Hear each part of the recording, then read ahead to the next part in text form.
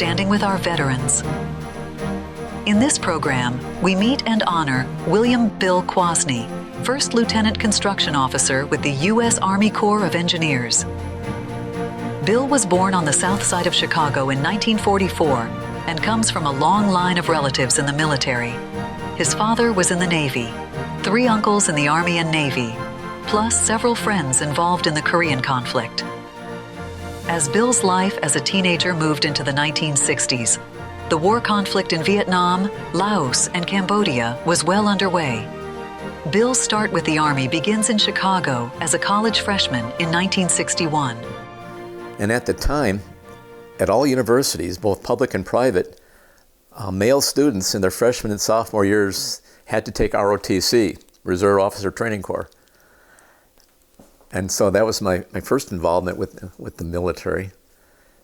And then something unusual happened. I had a cousin who had graduated from college in 1961, commissioned as an infantry officer. And in 1963, he was coming back from his first tour in Vietnam. You know, we did not officially have troop units there, but we were sending over officers and non-commissioned officers as advisors to Vietnamese units. And his younger brother and I were about 2 weeks apart. We just finished our sophomore years in college, so we were done with ROTC. And he told us, he said, his name was Kwasny. He said, "Hey guys, this thing in Vietnam's going to get hot. You might as well stay in ROTC and go in as a commissioned officer because you're going to get drafted anyway." And thinking back over the years, I never asked him the question, how did he know in 1963 this thing was going to get hot? Well, he did finish up as a 2-star general. He spent some time as a professor at West Point, so maybe he knew something in 1963 we didn't know.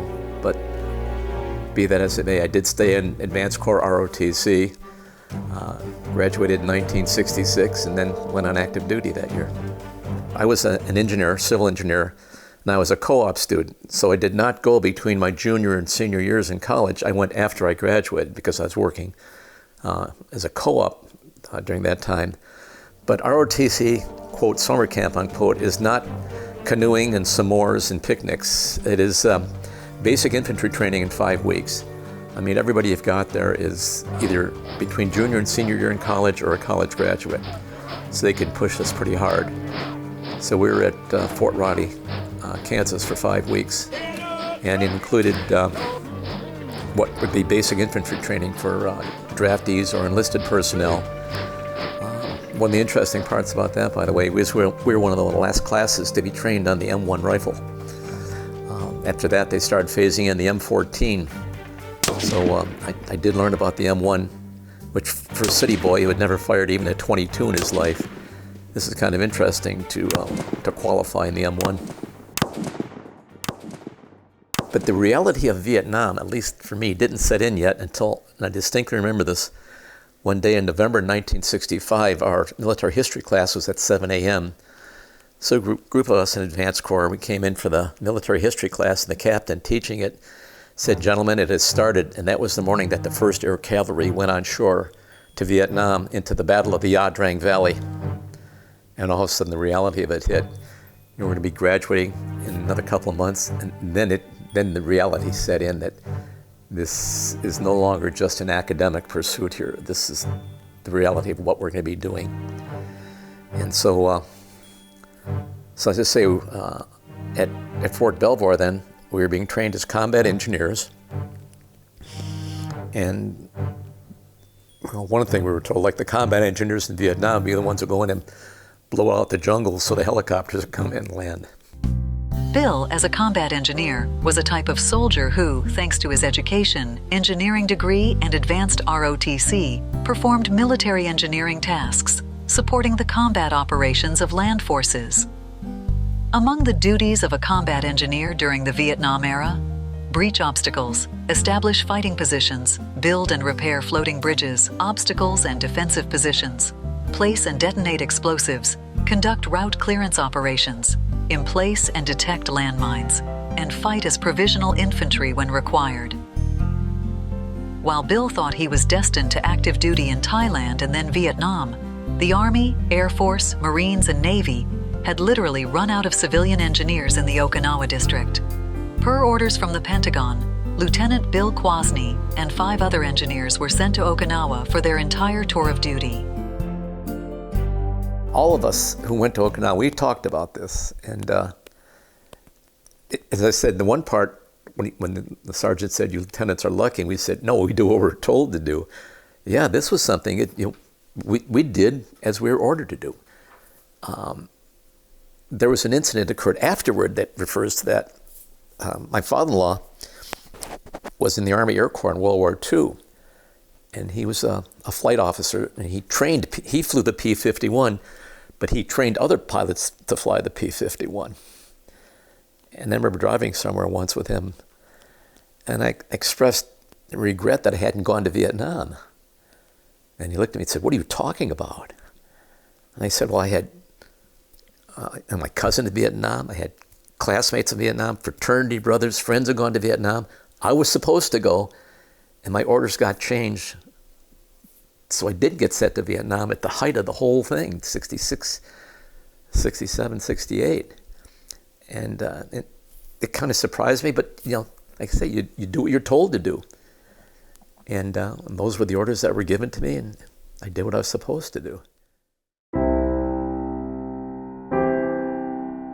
I'd gotten engaged, my wife and I, on the day before I graduated in 66, and she finished up her nursing degree in the summer of 66. She applied to be a civilian nurse in the Army hospital on Okinawa, and they really needed nurses, civilian or military. So I came home in October of 67, we got married, and she came back and she worked in the Army hospital in Okinawa, and she was in the recovery room. And as I tell people, she actually got closer to Vietnam than I did because, as I recall, Okinawa was the number 3 priority hospital in the Far East for wounded from Vietnam at that time. So a kid be wounded in Vietnam at 9 o'clock in the morning, he'd be triaged, sent on a medevac plane up to Okinawa at 4 or 5 in the afternoon, and be in surgery that night. And she was involved in treating a lot of these young kids wounded in Vietnam, including some who were so severely wounded they'd do the surgery on them, do what they could, and put them in the recovery room. Just have a nurse standing by 24 hours a day until the young man died. So she saw the results of Vietnam closer than I did. But so her time got intertwined with mine in that sense. The newlyweds, now in Okinawa, rented a small apartment outside of Kadena Air Force Base for nearly a year. Bill's wife maintained her civilian nursing position at the Army hospital, and Bill was occupied as construction officer building a new dock for the Navy at White Beach and reinforced concrete officer quarters. We were heavily engaged in doing our work. Like I said, I worked at Kadena Air Force Base. I was a construction officer for a new dock for the Navy at White Beach. And then I was given my 2 major assignments, building 2 5-story reinforced concrete bachelor officer quarters. Okinawa gets both, we call them hurricanes, or here they call them cyclones, I think, over there, and earthquakes. So the structures there have to be very heavily built, and that's what I did my last 12 or 14 months there. And we were very well and very deeply engaged in getting these projects built and built properly. By the way, I looked at a Google Earth photo here a couple of years ago, and the structures are still there too. Dog tags. Dog tags worn by soldiers in the Vietnam War and other wars throughout the years are a recognizable symbol of the American GI. Unofficially, various tags identifying soldiers were crafted during the Civil War, where soldiers feared no one would know or recognize them if they died. So they marked their clothing with stencils or pinned on paper tags. Others used old coins or bits of round lead or copper. According to the Marine Corps, some men carved their names into chunks of wood strung around their necks. As memorable as they are, many people do not understand their meaning or why soldiers wear them. Dog tags are much more than just military identification and a memento of a soldier's service. From the day of their inception, these bits of metal hold the important responsibility of helping to get fallen soldiers home again should the worst happen while on active duty. We know what they are, but to those who wear them while on active duty or not, there's a great deal of importance and sentiment, as Bill explains. You know, one thing, I still wear my dog tags here. And I had a friend tell me this just not so long ago. He said, well, geez, Bill, you have to wear the dog tags to remind yourself you're on active duty. I said, you know, I don't wear them for me. I wear them for my friends who went there and acquaintances and buddies who didn't come back.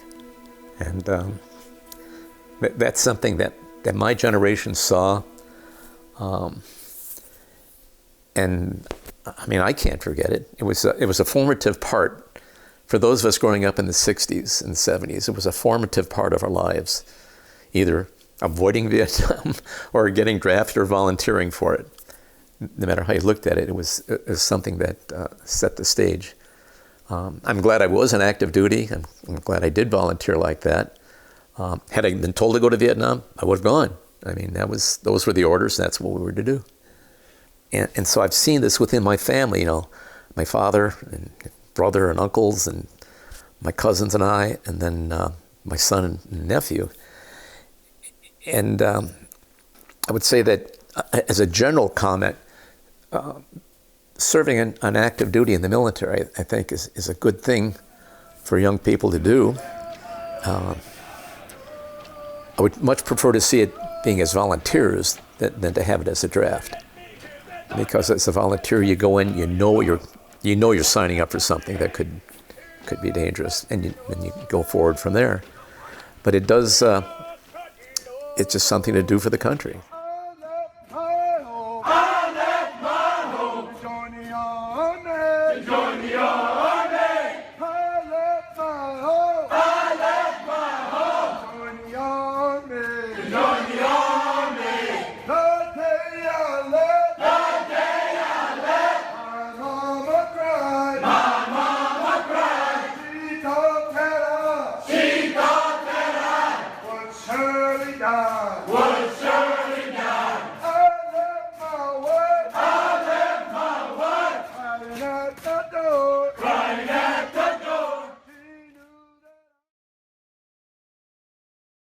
The way we solve the problem with the lawyers in the United States, we line them up, we shoot every other one to get the attention of those who are left. Yeah. Oh. So the involvement with World War II was something that we kind of took for granted at that time.